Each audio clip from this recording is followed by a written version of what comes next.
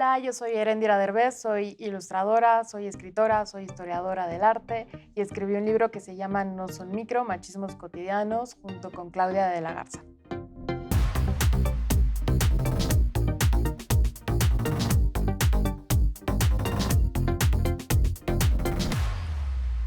No son micro, machismos cotidianos. Yo creo que una de las primeras aportaciones de este libro, Eréndira Derbez, coautora de este libro, es esto, ¿no? No son micro. O sea, estos machismos cotidianos sustentan una cosa mucho más poderosa, ¿no? Exacto, el prefijo es muy conflictivo porque, o sea, si bien cuando se inventa la palabra machismo, bueno, micromachismos por Luis Bonino en los 90, Ujú. pues era bueno porque era muy útil para nombrar violencias de pareja entre hombres y mujeres, pero luego, bueno, de hombres hacia mujeres, pero luego este término de lo chiquito, del prefijo micro, da a Parece que entender, no pasa nada ajá, y que que no son importa, pero sí importa. insignificantes y importan muchísimo y sostienen violencias mucho más grandes. A ver, cuéntanos un poco la génesis de este libro. Entiendo que además lo escribiste mientras hacías tu tesis y, Sí. y fue, ¿no? Y Pero sí, tú cuentas cuentan en el libro que fue también una tarea de observación y de reflexión muy profunda de ustedes mismas, ¿no? sí. Porque esto está tan normalizado, los machismos cotidianos, que a veces tardas en que te caiga el 20. Es impresionante cómo no nos dábamos cuenta de la violencia en la que vivíamos todos los días, aunque, bueno, Claudia es doctora en ciencias sociales y en género, y yo me estoy Ujú. especializando en género y arte, y era como, aún así, lo tenía muy invisibilizado, muy normalizado, y el libro, bueno, fue una petición de la editorial, me pidieron un libro de micromachismos, y empezamos escribiendo un libro de micromachismos hasta que dijimos, ¿sabes qué? No se pueden seguir llamando micromachismos. No somos las primeras que lo han dicho, otras autoras han dicho, vamos a hablar de machismos cotidianos, Ujú. pero justo fue algo muy terapéutico, fue escribir lo que nos está pasando todos los días. Yo me acuerdo, salía del trabajo, salía de una reunión con clientes, lo que Y sea, apuntabas. y apuntaba. Y si no, en mi libreta, en mi celular, Claro. de que estaba en el transporte público y anotaba en el metro las cosas que estaba viviendo. Y fue, en parte sí doloroso, porque es un trabajo de observación de violencias y de violencias que o yo he ejercido o no sé, se han ejercido sobre mí, Ujú. pero también ha sido muy gozoso porque fue muy divertido, fue como una especie de venganza, o sea, era como, Mm. como toda esta porquería que estoy recibiendo la voy a convertir en algo divertido. En algo divertido, aleccionador, pedagógico, Ujú. ¿no? Yo he recomendado mucho este libro, Muchas gracias. entre ellos a muchos amigos, Qué bueno. ¿no? Y cuando me dicen micro qué, les leo el índice. Creo que con solo leer el índice uno se da cuenta de muchas cosas. O sea, vamos a hacer un ejercicio, ¿no? Masculinidad susceptible y mujeres que exageran. ¿Cuántas veces nos dicen que exageramos a mujeres? Por siempre joven, bellas por obligación. Los hijos son de las mujeres cuidadoras, solamente somos las mujeres las que cuidamos, ¿no? Señor o señora, señorita, estudia mientras se casa. Y el típico, el que todos entendemos que no necesita mayor explicación, bueno, espero que no necesite mayor explicación, de que el rosa es de niñas y el azul es de niños, Claro. ¿no? Eh, Esa cosa tan típica, tan exacto, básica, que aparte es nueva porque no siempre fue así, no nada. exacto, antes era al revés. Exacto.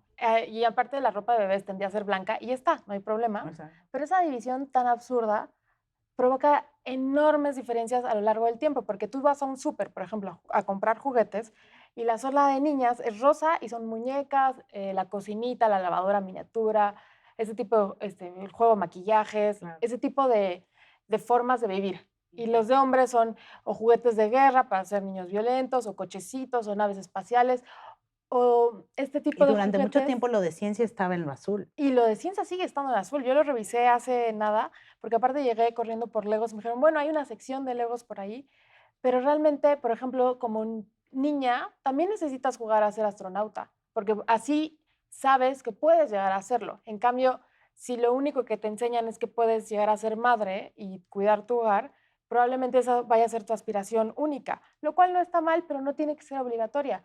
Y lo mismo para los niños, porque un niño no puede jugar con una muñeca y Claro. jugar a cuidar a alguien o a ser buen padre, a todo eso, O a o a llorar. O sea, ¿por llorar. qué los niños no lloran? Esa es Ese otra. justo hablamos de eso, que es Exactamente. súper violenta, es una forma de ejercer violencia muy fuerte con las infancias. Claro, claro, claro, con las infancias. Ahora, ¿qué fue lo más difícil que tú tuviste que aprender? Que de pronto te cayó el 20 a ti antes de escribir este libro que dijiste: "Ah, caramba, Que tengo que perdonarme, ah, caramba". tengo que perdonar como las violencias que me he ejercido a mí misma. ¿Cómo que? ¿Puedes contarme alguna? Hay una muy dura Mm. que es como de años de terapia, pero es esta este tema tan conflictivo que es que la voz intelectual sea masculina y que los hombres sepan y que los hombres expliquen y los hombres sean los especialistas, Mm.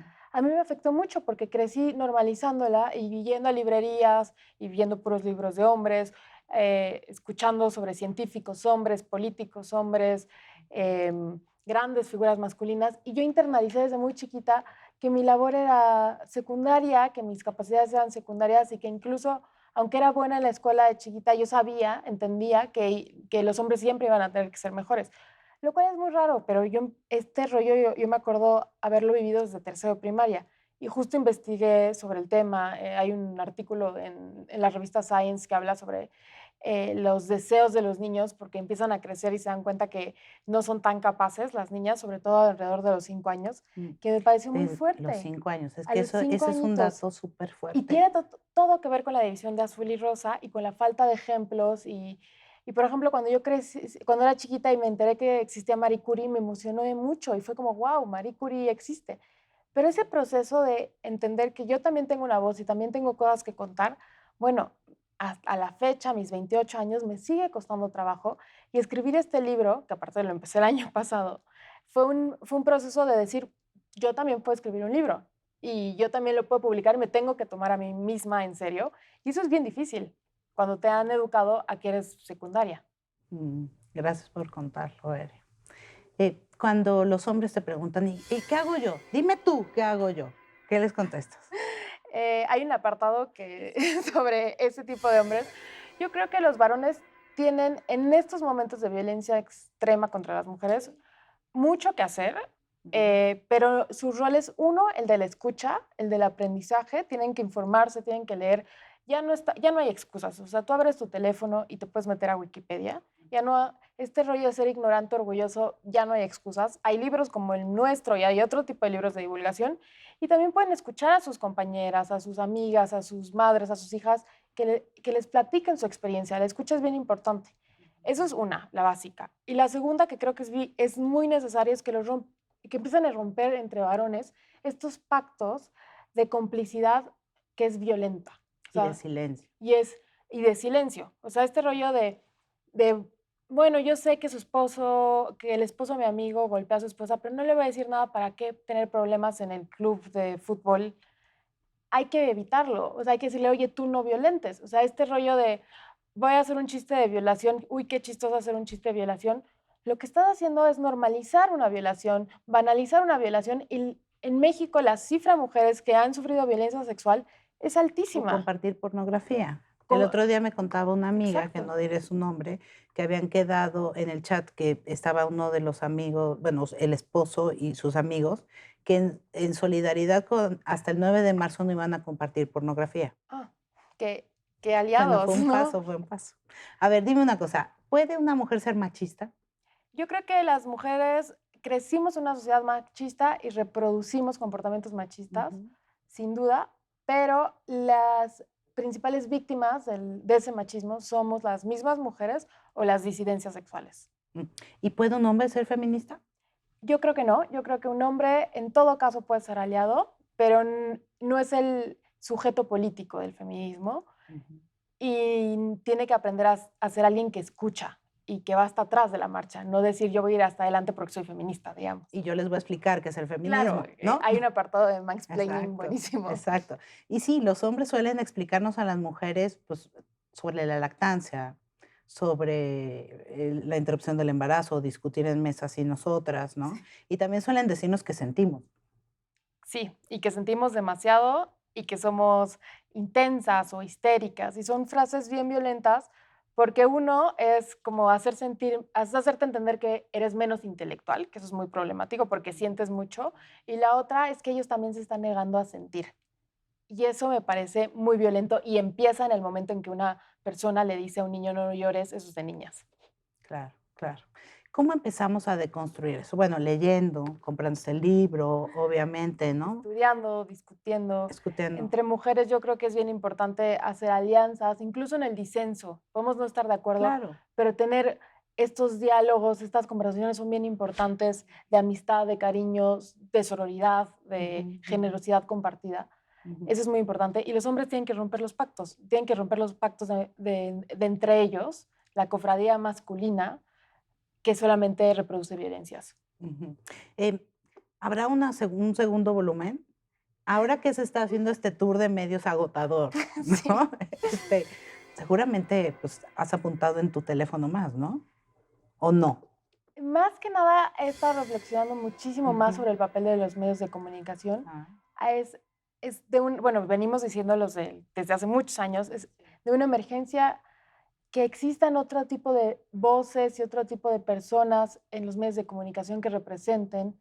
Por ejemplo, todo este tema del censo de personas afromexicanas en nuestro país, y de repente volteas y te dicen, no, pues no hay afromexicanos en México. Y yo que vivía en Veracruz era como, ¿cómo que no? claro. Pero tú no los ves porque no los ves en la tele, por ejemplo. Y hay menos mujeres. Hay muchas más mujeres, por eso Y muchas son delgadísimas y guapas y flacas. y un tipo de mujer súper joven, o sea, hay una Exacto. obligación de cómo ser mujer. Y yo creo que los medios de comunicación tienen que dejar de reproducir esos estereotipos y hacer más contenidos culturales, notas no revictimizantes. Hablando de revictimización, el papel de los medios en la forma en la que abordan los feminicidios, la tortura sexual, es realmente preocupante. Y sí, yo creo que da para muchos libros y muchas horas de terapia y de plática y de conversación con amigas. ¿Hay alguna cosa que no te hayan preguntado en esta serie de entrevistas y que tú hayas querido decir? Mm, qué buena pregunta. Esa pregunta, exactamente.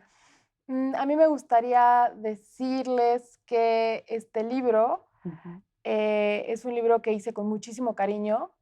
Es un proyecto editorial que realmente se ha hecho con muchísimo amor, porque para mí han sido muy importantes mis maestras y todas las personas que me han enseñado tanto, y por eso mismo creo que la divulgación es muy importante, porque yo no nací sabiendo de feminismos, ni de género, ni de violencias cotidianas, y es gracias a todas las mujeres que me han enseñado tanto el hecho de, bueno, el que yo pueda escribir un libro junto con Claudia de la Garza, que también fue mi profesora. Claro. Y que además ilustraste, que ni Sí. siquiera hemos hablado de eso, que tú eres una gran ilustradora. Gracias. Por favor, tomen esto, que es un mensaje para todos aquellos hombres que se sienten atacados, ¿no? Que dicen, no, pero no todos somos iguales. Sí, no todos son iguales, no todos son violentos, pero todas las mujeres nos hemos sentido violentas en algún momento, al menos 66% según el INEGI, ¿no? Sí, y es que a mí eso me parece ridículo, porque es un falso argumento el decir, oye, es que me pasó esto y me siento súper mal, estoy harta de los hombres, y que te digan, no todos los hombres.